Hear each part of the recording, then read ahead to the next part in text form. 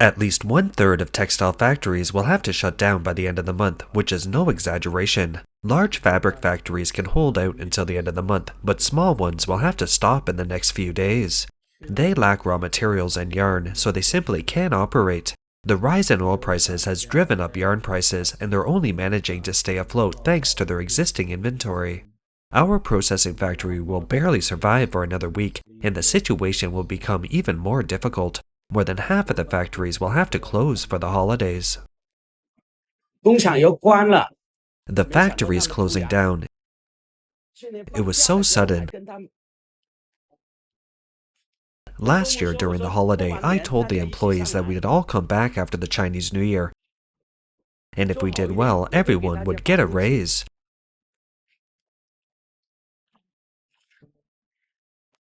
Now they've lost their jobs. Look at them, they've been with us for over a decade.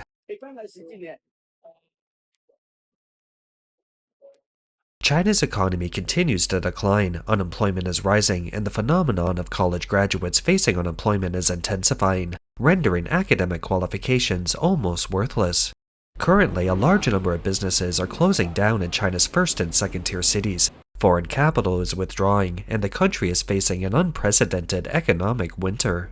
Manufacturing and service industries in developed coastal cities like Shenzhen, Guangzhou, and Dongguan in Guangdong province have been severely impacted, with widespread depression, numerous factory closures, and many unemployed and homeless people, including many highly skilled individuals. The public is increasingly anxious about their lives and future. Dongguan, another large factory in Tangshan, Dongguan has gone bankrupt. The sign at the entrance is illegible, but do you know what factory it is? This huge factory is completely empty, no one is working, only a few factory workers remain.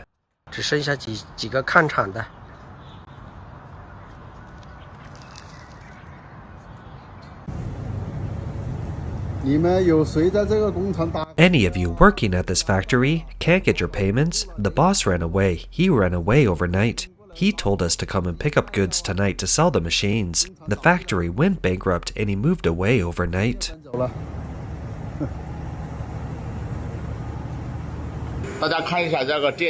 Everyone, look at the time in the upper right corner of this TV. It's 5:30 now. Before, at this time, my workshop would be bustling with activity, machines roaring and people chattering. Now it's completely deserted. Look, all the lights on the machines are off, the computers are shut down, and everyone in the workshop has gone home. Starting today, we've implemented a 5-day, 8-hour work week. This means that ordinary employees will only receive the minimum guaranteed salary in Shenzhen per month.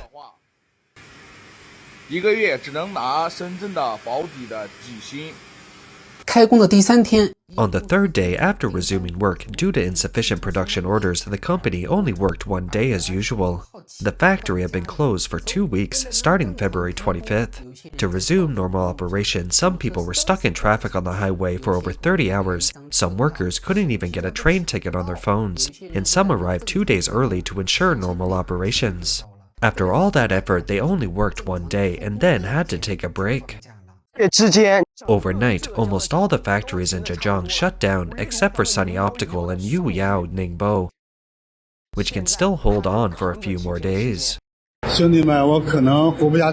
Brothers, I might not make it. I came to this logistics company and the boss said he no longer needed me. I asked why and he said the person who teamed up with me yesterday didn't want me anymore because he thought I was low energy and slow at work. It's too hard. Is finding a job really that difficult? There are currently 300,000 people stranded in Zhejiang. To put that in perspective, 300,000 people are constantly looking for work every day. The current situation is that for every 20 people needed in one factory, 200, 300, or even more will apply. So it's a constant process of picking and choosing. It seems fewer and fewer people are going to factories or looking for work now. In previous years, there were huge crowds of people looking for jobs after the Chinese New Year, but now there are hardly any. Where have they all gone? Recently, a Chinese girl who studied music and returned from the UK has sparked heated discussion for working as a professional gravedigger at a cemetery. According to Chinese media reports, this girl born in the 2000s is named Xiao Bai. She studied music at university and went to study in the UK after graduation. After returning to China, she chose to work at a cemetery in Luoyang, Henan province, as a tomb sweeping agent, a job that surprised many as it's often referred to online as a professional tomb sweeper. Xiao Bai said that the salary for a professional tomb sweeper isn't high. She currently earns about $585 a month. Her work typically involves holding flowers, bowing deeply to the tombstone, gently wiping the surface, arranging offerings, and simultaneously filming the process to send to the deceased family. With the Qingming festival approaching, Xiao Bai's work has become increasingly busy. She bows hundreds of times a day. Many people ask her, "Aren't you afraid of working at a cemetery as a young girl?" Xiao Bai says that she's been living alone on the mountain near the cemetery recently. To be honest, I'm not afraid at all. 00后做守墓人的一天。 A day in the life of a Gen Z tomb keeper.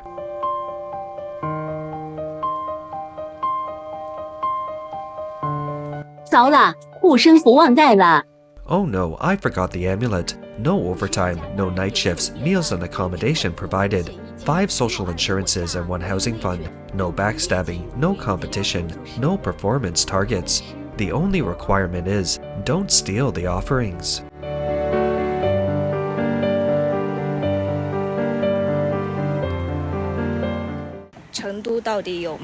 Is there any work in Chengdu? I've been looking for 20 days. Today is my 20th day looking for work in Chengdu.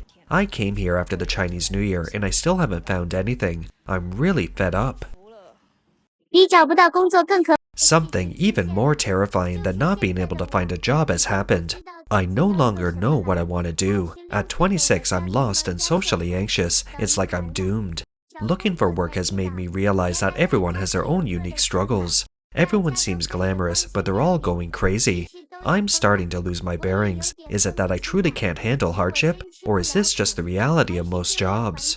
I remember working in a factory during the summer after high school graduation, doing 12-hour shifts on an assembly line, tightening screws. I could endure that. Now I feel like I'm stuck in a limbo, can't reach the high or accept the low. I never expected the street vendor market in Shenzhen to be so bleak this year. Before the Chinese New Year, we could sell $100 or $200 of goods a day, but after the holiday, we're only averaging about $87 a day. What happened? It's just the Lunar New Year, right? Why is the economy in recession after the holiday? Now, I can only sell $87 a day. If this continues, I really can't hold on anymore. Alas, I'm closing up shop now.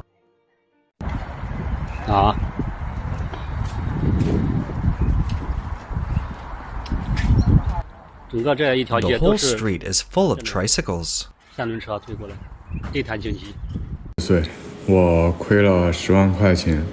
20, I lost over $14,000, all the hard-earned money I'd made from e-commerce, and $4,300 I borrowed from my parents was gone. Now I realize that more painful than losing the money is the wasted youth I've squandered. I've learned this lesson, paid for with $14,000 and my youth for you all. March is almost over and business has been so tough since the start of the year. It's springtime and I thought the peak season should be here, but customers aren't buying clothes at all. My social media feed is full of competitors clearing out inventory or having massive discounts. New styles just came in and they're already slashing prices. How are they going to sell the rest? But I understand, the streets are practically deserted. If we don't promote the clothes, they'll just become unsaleable inventory when the weather gets a little warmer. We carefully selected each piece from the market, and it's really disheartening to see them hanging there, untouched. Many college graduates can't find their ideal jobs and are forced to set up stalls, many running food stalls just to make ends meet. A girl who graduated last year said that after graduation she returned to her hometown and started selling spicy chicken noodles. She sets up after school and sells dozens of servings quickly, making a 50% profit margin. She only works in the afternoons, so the income isn't high, but it's enough to support herself and it's easier and more flexible than a regular job. Business has never been this bad in March this year. I wonder how your business is. I asked many people and they all said March was particularly slow and sluggish. I don't know why. Factories that do graphic advertising and advertising are losing money in March. They've never lost money before. March is the beginning of the year in a peak season. For us computer manufacturers, it's also one of the 2 busiest months.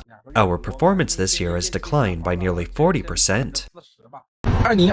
What will become of our physical businesses in 2026? Take a look. This is still in downtown Nanjing. I walked here and the closure rate is at least 40%. Many shops have for rent or for sale signs. Look at this shop, the Chongqing Noodle Shop, which only lasted a few months before closing down and is now for rent.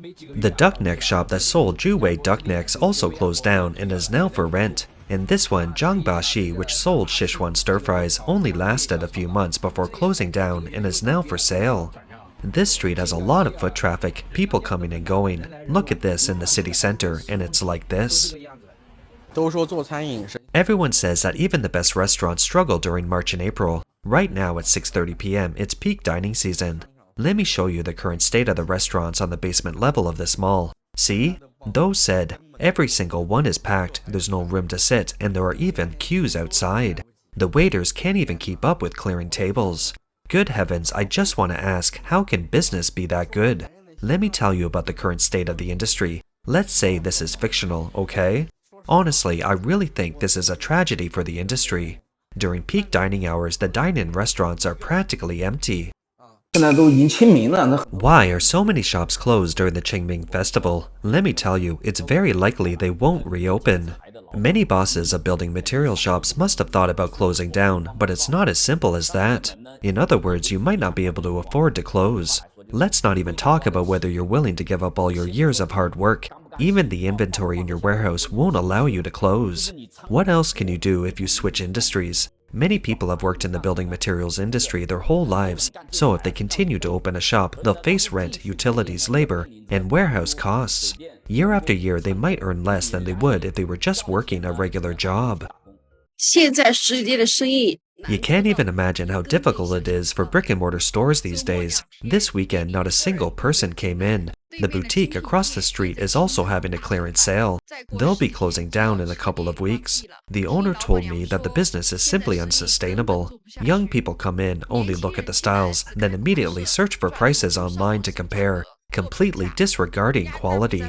Brick-and-mortar stores have rent and costs. How can they compete with online stores? Seeing so many job booths makes me feel overwhelmed. There are just too many. The more I look, the more confused I get. Factories are everywhere in Shenzhen, in places like Rongui, Liluo, Xitan, Shilonggong, and many more. Even in the rain, so many people are coming to look at jobs. Fellow Guangxi natives, if you haven't found work yet, come on over.